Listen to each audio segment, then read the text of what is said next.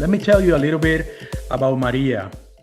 Maria is the CEO and founder of Project Soy, an organization based out of Inglewood, California. She worked in the past with the FAA.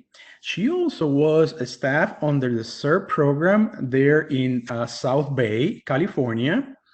And also she has, as part of her education, she has a master's degree, and she has many years of experience working in the workforce development, where she was the director of one of the centers there in Southern California. So she has a wealth of knowledge, Maria Sanchez. Okay, without further ado, Melissa. Good afternoon, everyone. I am Melissa Hernandez, and Raul and I host our webinars here on Monday, Tuesdays, Wednesdays, and Thursdays, depending on the week. And we just want to say hello to all our participants across our 6 states that we service.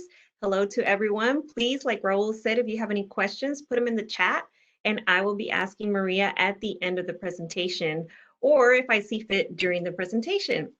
So hello, Maria, how are you? Thank you for this great opportunity, Raul, and you and Sarah Johnson Progress, Wells Fargo. I believe financial literacy is so important, and thank you for this great opportunity. Thanks for having us. Do you want to tell us a little bit more about yourself so the audience can know what you do on a regular basis? Definitely, Melissa. Thank you. I'm a executive director and founder of Project Soy. Project Soy is located in the South Bay area of Los Angeles, and we work with youth, at-risk youth, to help them by getting them back into high school and or employment. And so we're a second chance program with the Department of Los Angeles Superior Court Juvenile System and the Department of Probation. So we work with them every day, and we also do the domestic violence and anger management. That's great. Thank you for everything that you do. If you like to, Raul, if you want to start the presentation that we can jump right into. Okay, so I see the presentation is already up, and like Raul mentioned today, our presentation is on identity theft. For some of you, you might have experienced identity theft, whether you're young or you're a senior or you're barely starting off with your credit or you already have a lot of credit. This is something to keep an eye on. So we thank you, Maria, for doing this presentation on such an important subject. Thank you very much again, Melissa, for having me. Yes, I want to welcome everybody to Financial Literacy, sponsored by Sarah Johnson Progress and Wells Fargo. Today we'll be covering topics that will help us set the foundation for financial planning, which includes fraud prevention, scam prevention. And so, next slide. Financial literacy requires awareness and access to information and resources so that people can make informed and effective decisions. So seniors are no exception. You know, it's interesting, Melissa, several years ago when I worked for the City of Gardena as a one-stop manager, I wish I would have had the opportunity to know the difference between fiduciary analysts and financial analysts, and I didn't until recently this week. And so I hope to share my experience from then and the recent experience with our viewers, because seniors are no exception. When we talk about financial literacy, somehow the assumption is this is a step that only the younger people who are just starting their career should be investing time in, but in actuality, it applies to a lot of us, especially seniors, and especially people that, like myself, who are Hispanic and have yet to ask those tough questions. How do I plan for my future? Next slide. So some common questions that personally my husband and I just experienced, as well as in the past. How does my financial future look like? we always think through osmosis, everything will be okay at the end. And when we turn 65, and now I think it's 67, that we're going to go on Social Security and everything's going to be great. But that's a myth. The other questions, what do I do if I'm a victim of financial abuse? And that goes for mortgages as well as, retirement planning and financial literacy. It's so easy to get scammed if we're not aware, and we don't know who to ask. So those are some of the challenges we have. How do I protect myself from scam and fraud?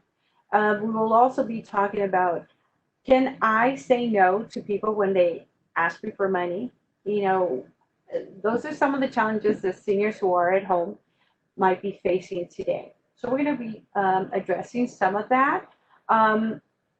And that is, most Americans don't have access to financial analysts, and how do they access guidance and resources to make these decisions informed for them. Then let's go to the next slide. So there is definitely help on the way. So that's a positive. Who should you trust?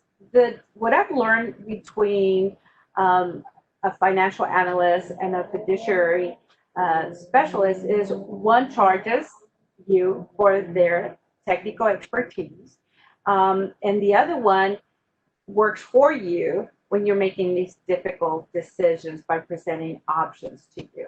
So in researching with AARP and Transamerica, they provide free services to their members so that they can meet with financial fiduciary analysts and talk about their financial planning.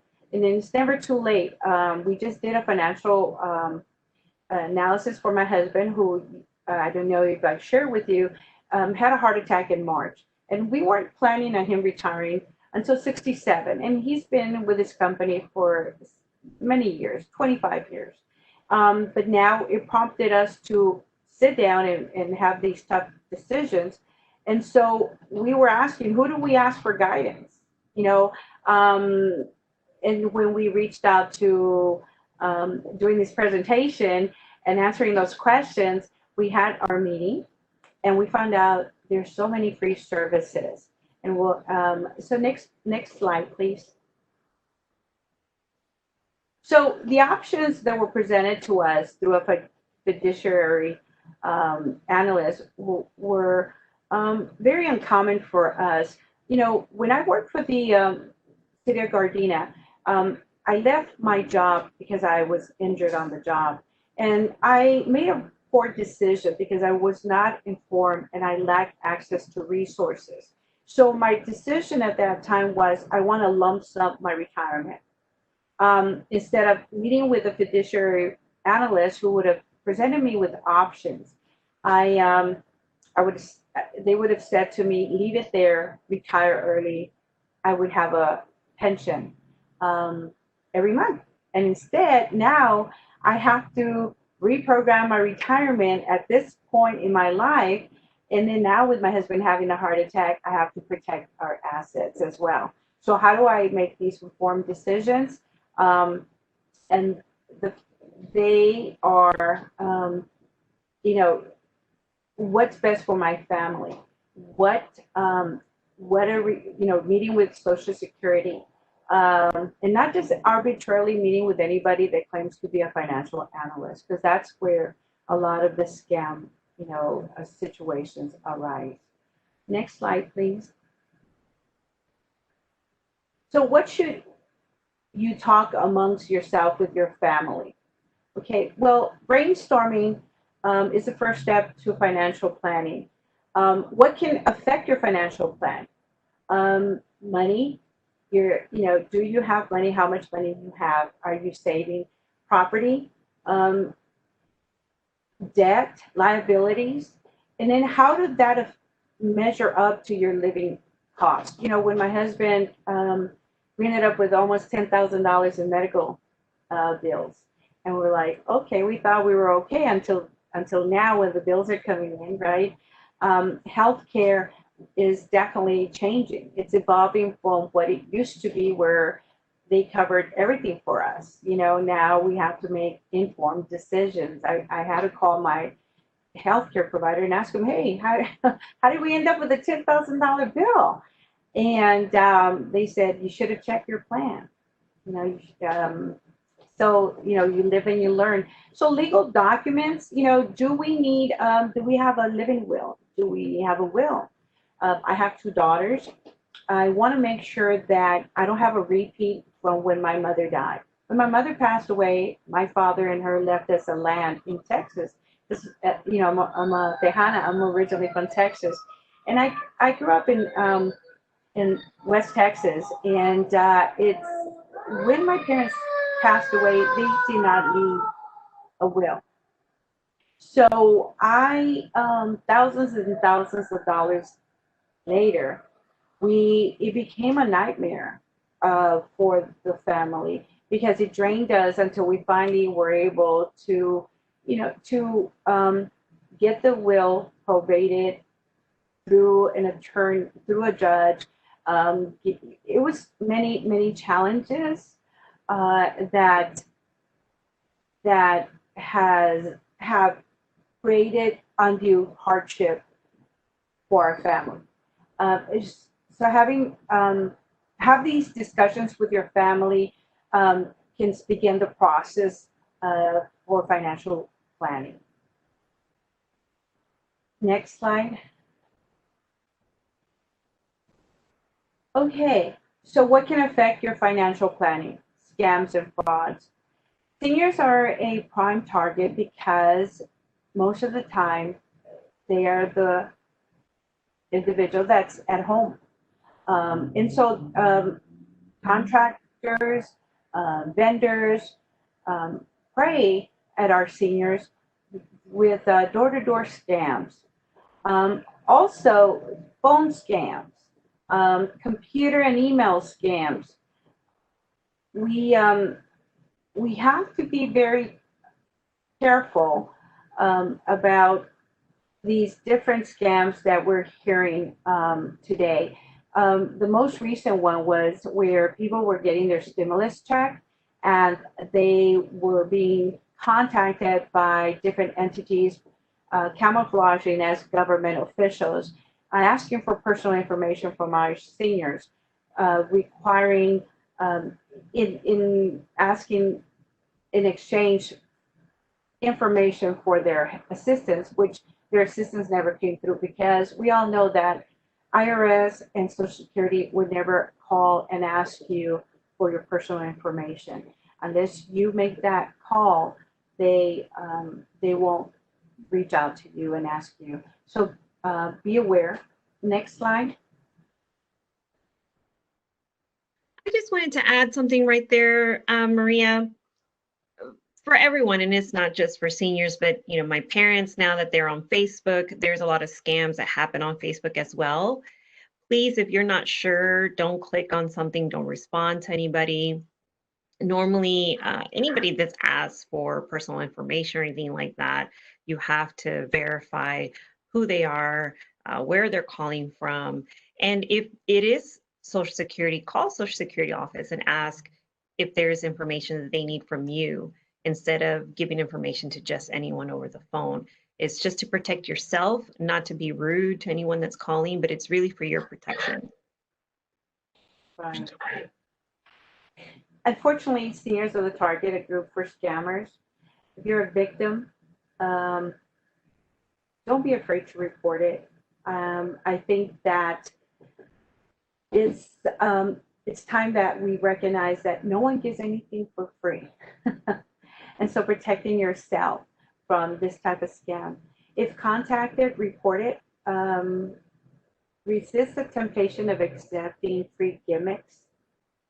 Never give or send any information over the phone or fax or computer to anyone.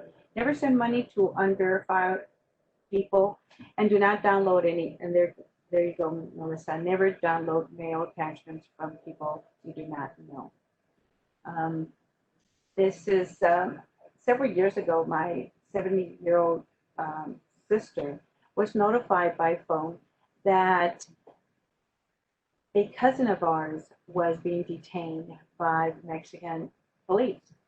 That being said, when they reached out to her, she immediately acted on behalf of emotions, paid 500 using Western Union, and then found out that it was a scam. My cousin was actually in the military in California, and he was nowhere in Texas or across the border.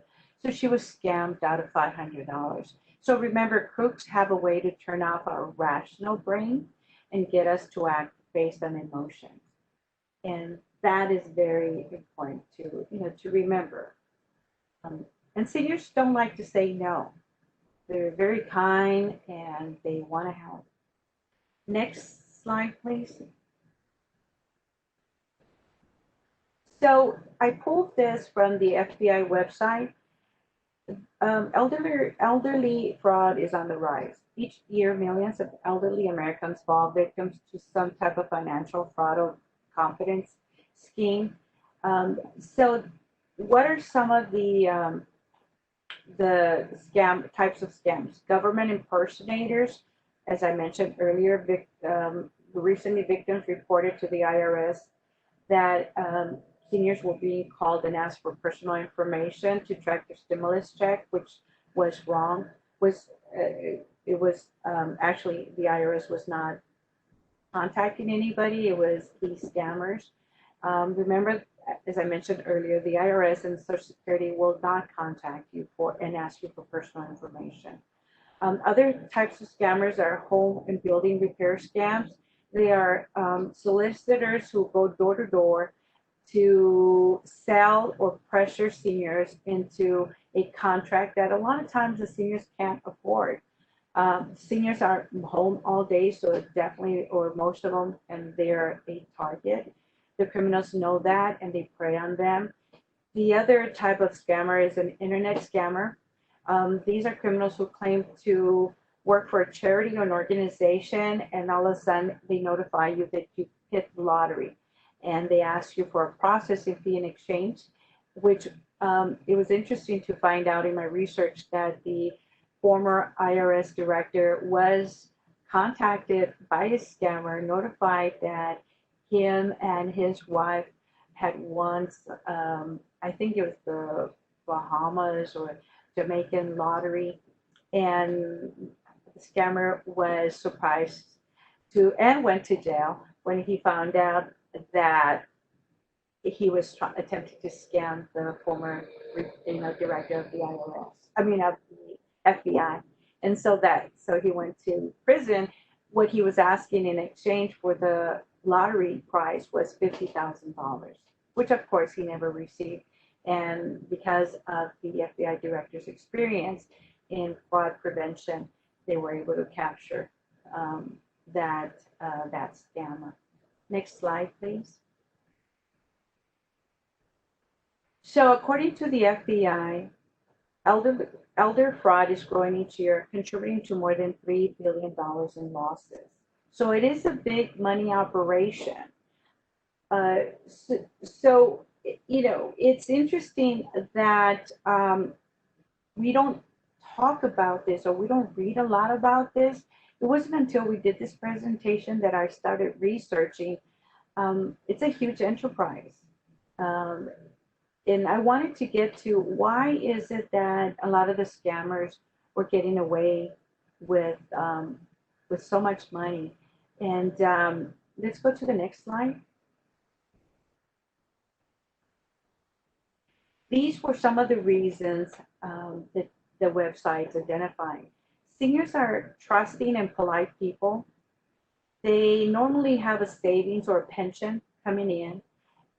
They might own their own home, have good credit, but equally important, most seniors might find that most scammers might find that seniors live alone in most cases, and that makes them a target, all of which make these situations make them attractive to scammers.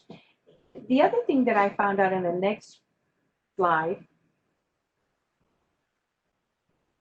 was it was interesting. I was contacting a couple of financial institutions, and they were saying that we have they presented these tips because they said that most scams occur because we forget to sign our credit cards. Keep them in our wallets. We keep them. I think you had mentioned that your mother kept her wallet in her glove compartment. That's correct, Maria. For everyone out there, please, if you are using a checkbook still, I normally don't carry it around with me because I don't use it as often.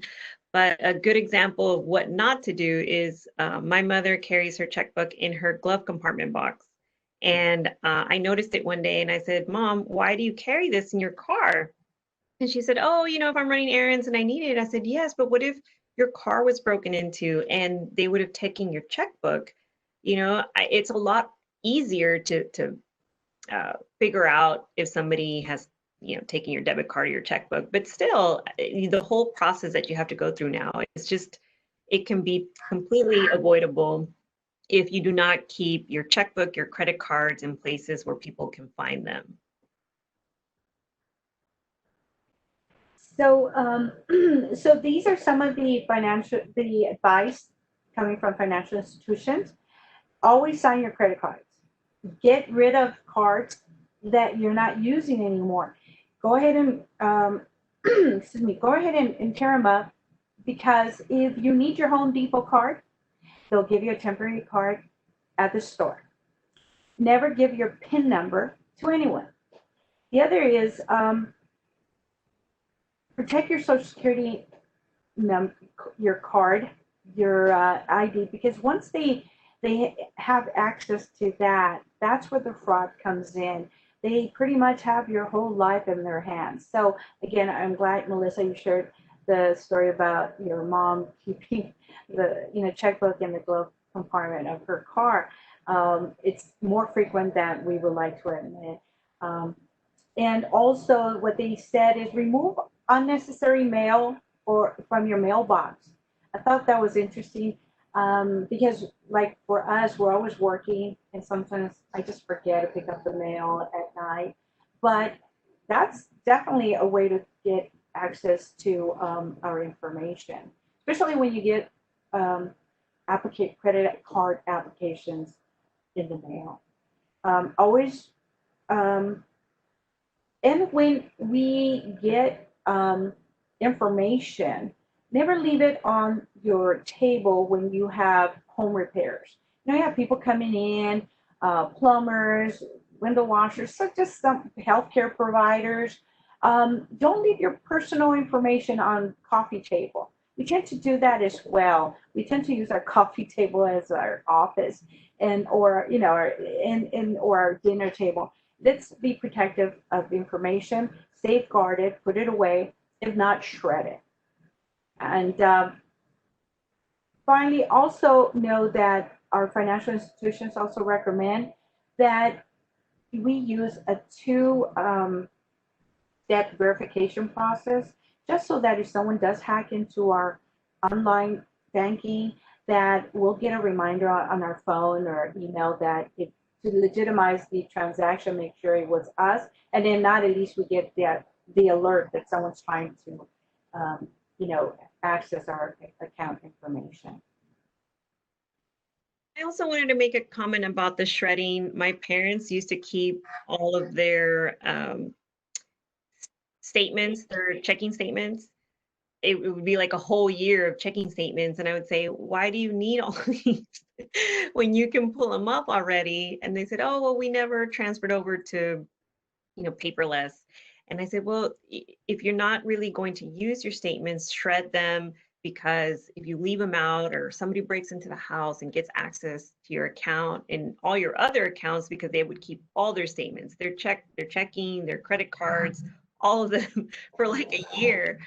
It could be a problem. And we don't think about things like that because we don't think somebody's going to break into our home or somebody that we know could use that information. We don't like to think about our family members or our friends looking for that information, but it does happen. So just please be careful I wanted to read some of the comments that are coming in, Maria, that we have got from our audience. And one of the comments is, don't call unknown numbers back. If that's important, someone official will get in touch with you, which is a great tip. Also, just to know, beware of legitimate companies as well. They are using capital generating tactics that can tie up your money for long periods of time. And that is very on the trend, on the rise right now of that happening. And also somebody said, when I sign my credit card, I add ask for identification in the same area, which is great. I've never done that before. That's a very good tip. Excuse me, sorry. So these are definitely very good tips, because one of the things in interviewing some seniors, they said that they like the old way of managing their money. They want to see their check, they want to deposit it and record every check they make to their utilities, to their credit cards, and manage their accounts in that fashion. We're saying if that works for them, continue. All we're saying is add another step to that. Shred your documents as you no longer need them. Safeguard them, put them in a safe or in a file cabinet, somewhere where you away from other people having access to it. And some seniors said they opted not to use online because of what they hear about scammers accessing financial information. However, this two-step verification process is working really well for them.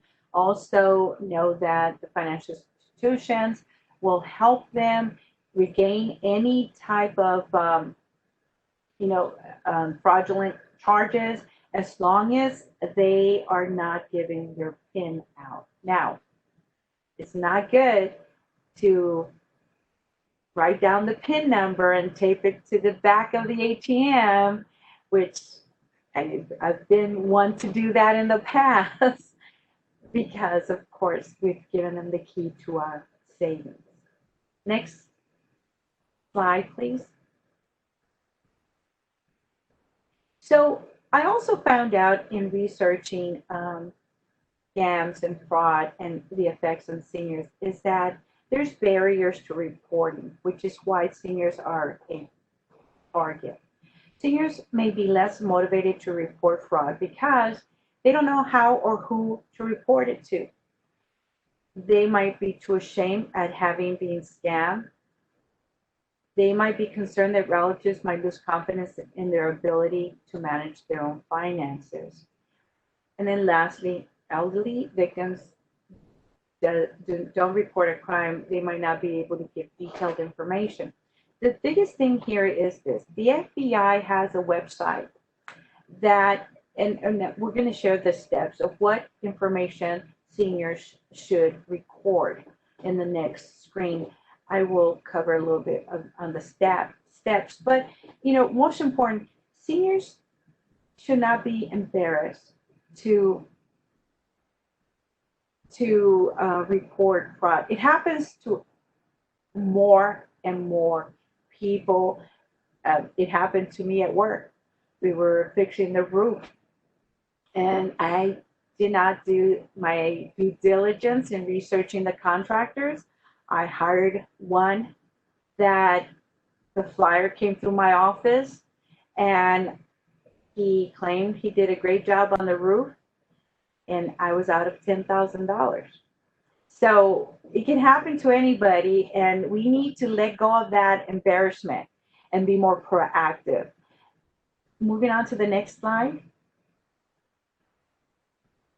So when reporting scam, regardless of the dollar amount, the important thing is you might be very helpful to the next person, if you report your scam. So name of the scammer or the company, dates of contact, methods of communication. Did they reach you online, by phone, in person, letters? write down everything you can remember that scammer, when they reached you, the dates and times, make copies of the emails. What type of methods of payment did they request? A lot of scammers are asking for gift cards. Nowadays, they want gift cards. Have you heard of that, Melissa? I have, and I don't know how that actually works, but I have heard that people are asking for gift card key codes, like on the back of the gift cards, but I'm not sure how that they're actually pulling that off. Do you? No, I was in Target and I heard this lady say that she wanted to buy two $500 gift cards, and immediately I thought, wow, $500 gift cards, that's a huge amount. But I was interested and I was gonna reach out and ask her, but instead, I think that's something I'm gonna research because on the FBI website, that's one of the main. I think that they can't trace you um, when you use a gift card, but I've known people that have stolen gift cards, and because I know my neighbor, she's very, very diligent with her finances, and someone stole her grandchildren's gift cards that she had purchased, and she was able to track where they spent the gift card and with her receipts. So I don't know how scammers are using that, but apparently it's a favorite thing to use now. That and the MoneyGram and Western Union. So this is why they have that alert, heightened alert at those agents, stores, not to, if you don't know the person, do not send the money. Those disclaimers that they're using now.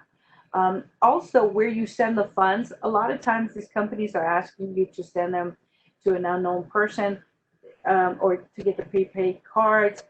So as much information the FBI and your local police would definitely want from you so that we can get the scammers. We want to prevent, um, financial fraud to other people that this could be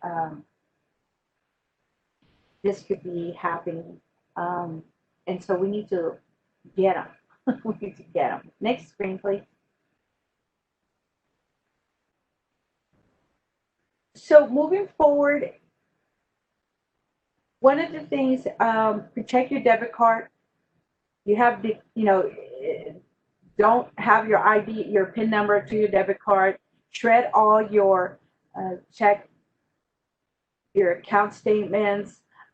Protect your financial retirement, your pension, letters that you receive from Transamerica or all these fiduciary agencies, because they also contain your social security or partial social security. It has your address, your information, safeguarding and shredding so that you can move forward and plan and start planning, removing some of these barriers that will affect our future.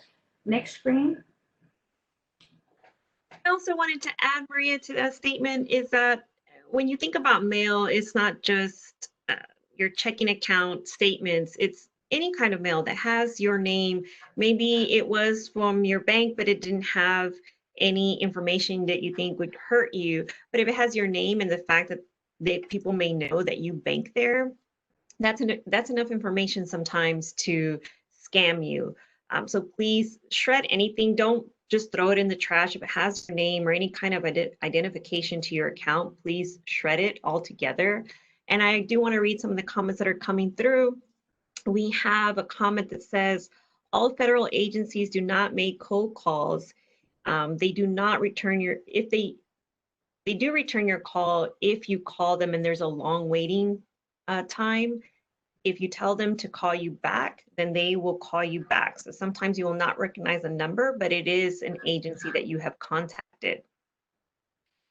Also, if you use your debit card and it's declined, remember to delete all information, because people can charge your debit card if you leave your debit card information wherever you're at. Each state covered by SARE's Job for Progress has an online state attorney general with a division called elder abuse. They will also have other divisions such as scam callers. best to go directly to your state attorney agency online. So I did wanted to share that with all our audience. Some more comments that are coming in is more information for some of our audience. So if you guys would like to look at our chat, a lot of people are sharing some useful information that Maria is covering. So you can read it. You would just press on the button and look at the chat that is going on there. Thank you, Maria. Thank you, Melissa. Melissa, I wanted to also share with everybody the AARP website. And the reason is I reached out to them. They hold a virtual town hall meeting where these topics are being addressed in English and in Spanish, and they're free. And these services are offered on a national level. So just go and type in aarp.org, and they will see the different topics being offered. They will, if anybody wishes to subscribe, which I'm a member of AARP, I think the fee is $16 per year. So it's not really a lot in comparison with the information and the free services that they offer. They also offer free fiduciary information for AARP members. So I pulled some of the actually these links that were sent to me were actually sent by AARP for today's presentation. They thought these topics would be relevant and helpful for seniors in the CSET program. So as we build the better financial future for us, we need to learn to safeguard our personal information. And identifying people resources are the foundation to financial literacy. So I wanted to share that with you as we continue to move on to the different topics. Is we need to protect ourselves from scammers and fraud before we can actually start looking at, financial planning,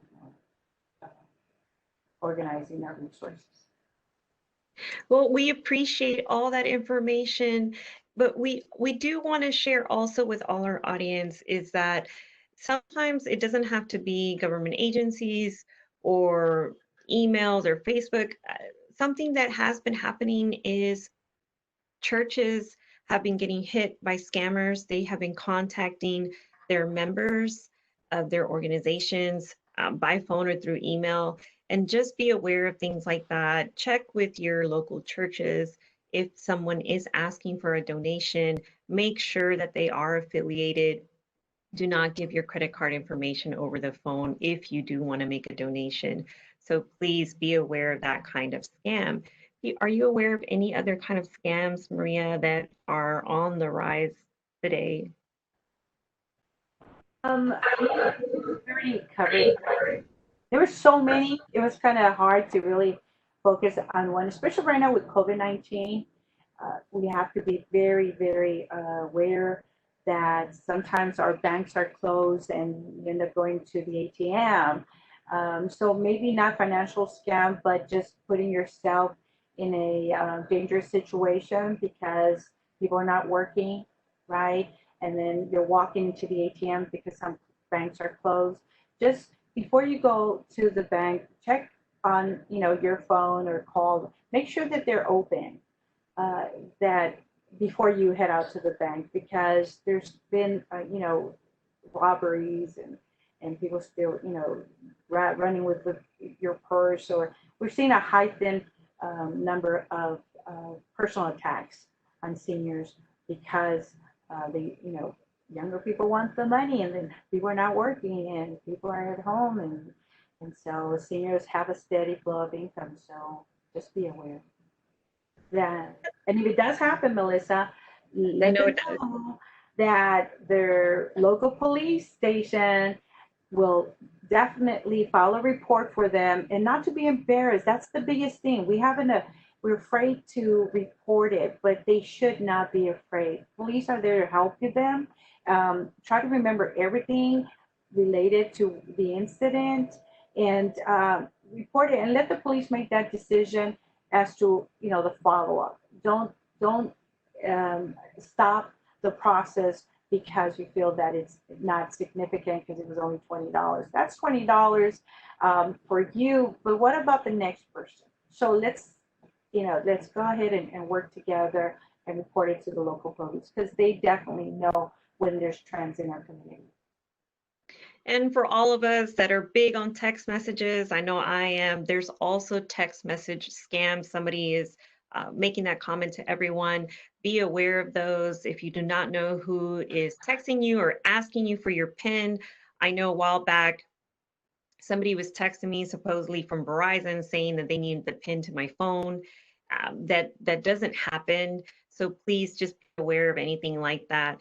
And since we were talking about scams, this hadn't happened to me in a long time, but I was with my son on 2 different occasions on like 1 week and then the following week at a grocery store, and a woman approached us. I could tell that she had been approaching other people, saying that she was with her grandchildren and she was in a hotel room that cost $230 and she only had $100, and she was, wanting to see if anybody could help her for paying for a hotel room. I normally don't carry cash around with me, so I didn't have anything to give her. I probably would have if I had had cash with me, but I didn't. And, I didn't see her when I came back out, so I didn't contribute. But then the following week, I was at a different store, same area, and I saw the same woman approaching other people. And she must have not remembered me because she knocked on my car window and told me the same exact story. And I said, no, I don't have any cash on me. I'm sorry. And my son knows that I normally would help. And he said, do you want me to take cash out in the store and bring it back out? I said, no, you won't believe this, but I just saw this woman last week. Don't you remember? She approached us when we were leaving Costco. And he said, oh my God, that is her. So please be careful with people approaching you out in grocery stores or at gas stations. Sometimes it's true, but in this case, when I saw them back to back with the same story, it's more than likely not true because it's the same exact story. And I just couldn't believe it that they would pull on your heartstrings like that. And I know some people are so kind, especially seniors, to say, oh, here's some money. So please, everyone, be careful out there. Has that ever happened to you, Maria? Yes.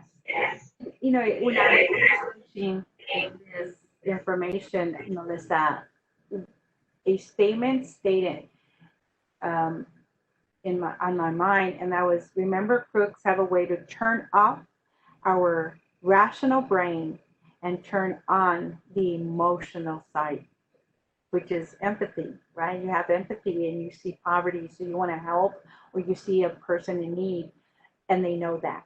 So we need to continue to maintain a very, balanced position because of what's going on right now, especially with the vendors, the elderly. They're a prime target for kids, young people who are out there, want to fast money, and they know that they do have some money. And so we're seeing an increase on vendor abuse out here in California.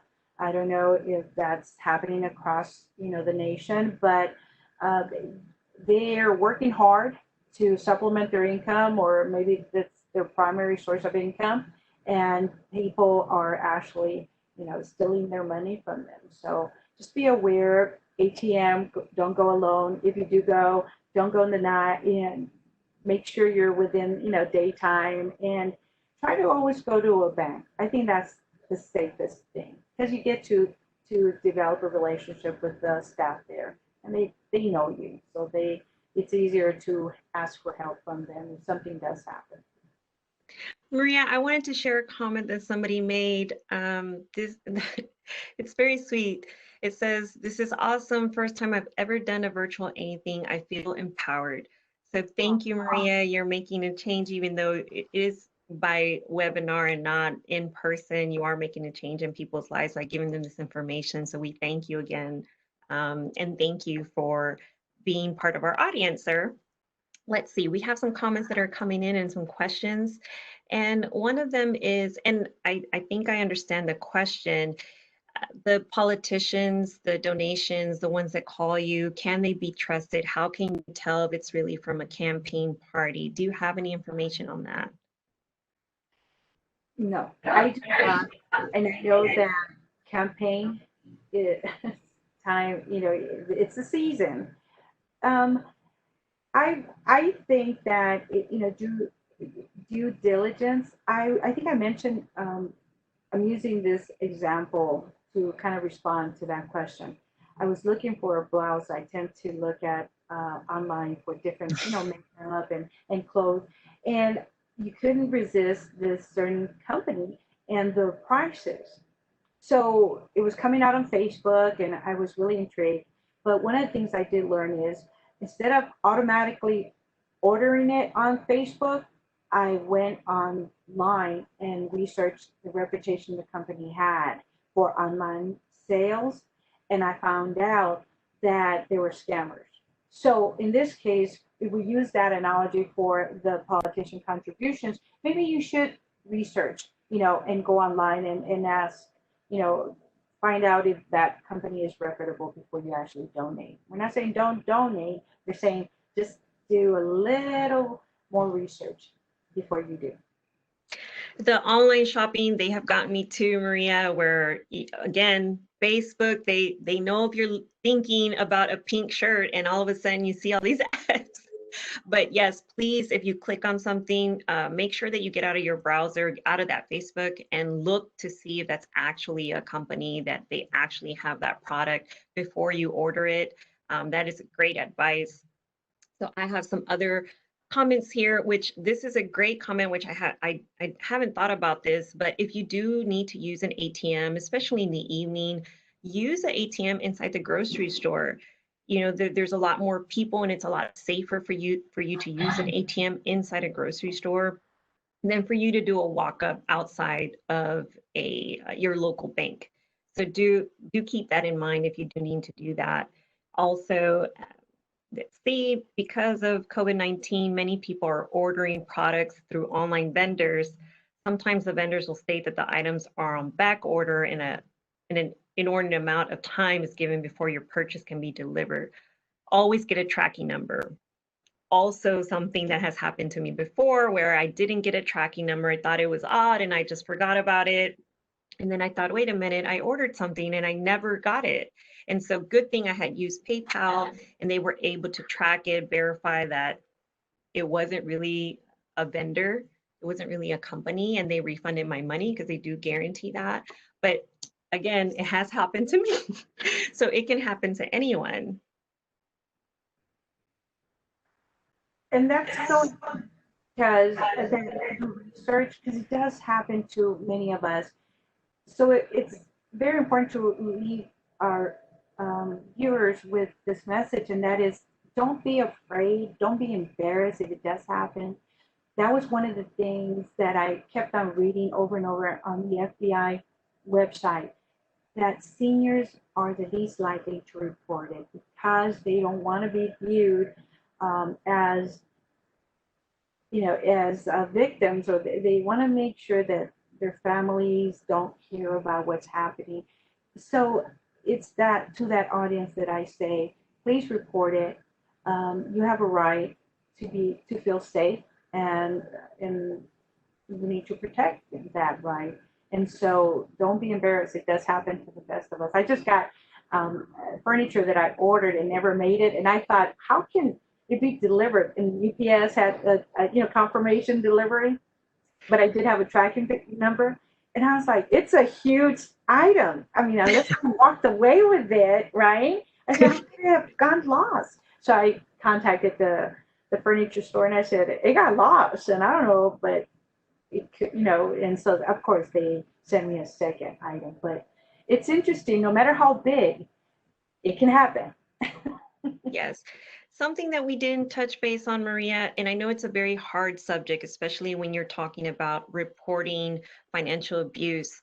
Sometimes that financial abuse comes from the people closest to us. It had happened to my grandmother. She couldn't remember that she had given her card to someone with her PIN because that person was grocery shopping for her. And because she never checked her checking account, she didn't know that that person was also shopping for other things with her debit card. And once I got her statements, just by chance, I was like, what are you buying at this store and this store? And she's like, that's not me. I don't know what happened. And in doing some more investigation and everything, I thought somebody hacked you or somebody, and no, it was because she had given her card to someone with her PIN to do her grocery shopping, and this person took advantage. So that does happen. I know we feel bad when it's people that are closest to us, but please don't be afraid to report it. At least, if not to the authorities, to your children, to your spouse, that somebody is taking financial abuse. It's so important that we do take note to that. My sister, she has a provider that that comes in and helps her with her daily chores and lunch.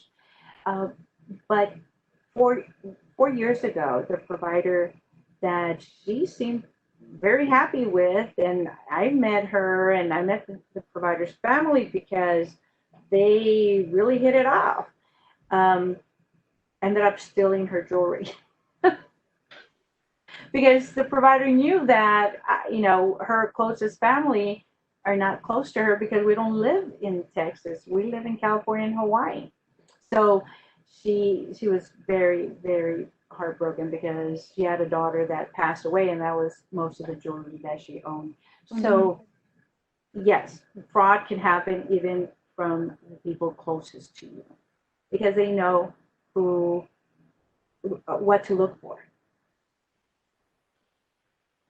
So let's see, we have some more comments coming in. If you do report to your bank, please know that banks have the resources to do investigations that you probably think you can't do yourself, but they're very diligent about, because they want to refund your money, so now it becomes their money. So they will research any fraudulent charges on your account. So please take note of that. Don't be afraid to report it to your bank. Even if you maybe don't remember, they can trace it back to and ask, were you at the store on such and such date at this time? And that may help you recollect your memory. So please be aware of that. Anything else that you would like to share with our audience, Maria? I think today is a new way how we exchange or in commerce, or how we engage in commerce. And we do a lot of online, so we do a lot of mail orders or drop off. We have to just be aware that if something doesn't feel right, then you're the best judge of character. If it doesn't feel right, then call somebody. Like you had shared, mention it to a family member. Let them, help you in the discovery. Contact the police so that it doesn't happen to anybody else. But most important, this is your money. You worked hard for it. You should feel that if it's a scammer or anybody else, a family member who's trying to take advantage of you, that you have a voice. And there's resources in the community to help you. Thank you, Maria. Now, for everyone that has sent over some comments or questions that we didn't get to today, please know that Maria will return with us in August. She will be here with us on August the 13th and the 17th. So it may be on subjects that you have other questions on. So please log in and register for our webinars. And we will be here, Maria and I and Raul, to help you with any of your questions or comments. Raul, do you have any last minute comments for our audience? Yes, and thank you, Maria, for that presentation. That was great. One of the things when Melissa mentioned about some of the fraud is committed by family members, I recall a lady that shared with me that her daughter was got married, and with her husband, they went to put the paperwork to buy a house, and they were declined. And when they start digging about it, they say, well, okay, we have the resources, we have the job, we have everything. They start digging about it. When he was a little kid, his parents took his social security number, bought furniture, bought other items, cars, and didn't pay them. Since he was a kid, his credit report was ruined. And I don't know what happened afterward, but at that moment, they were not able to purchase the dream house that they wanted. So it's sad, but sometimes it is the persons closer to you that will hurt you the most. So be aware, keep your information safe. We have great comments from a lot of you about things to do and things not to do. But guess what? If you don't protect your data, no one will. You're the only one that can protect your data, your information, your social security. Even if you have a passport, anything that you have of value, you have to protect that. So be aware. And we're going to be back here in 2 weeks, in 2 Mondays, August the 3rd. Maria will be coming back with us, and the title is Am I Credit Worthy?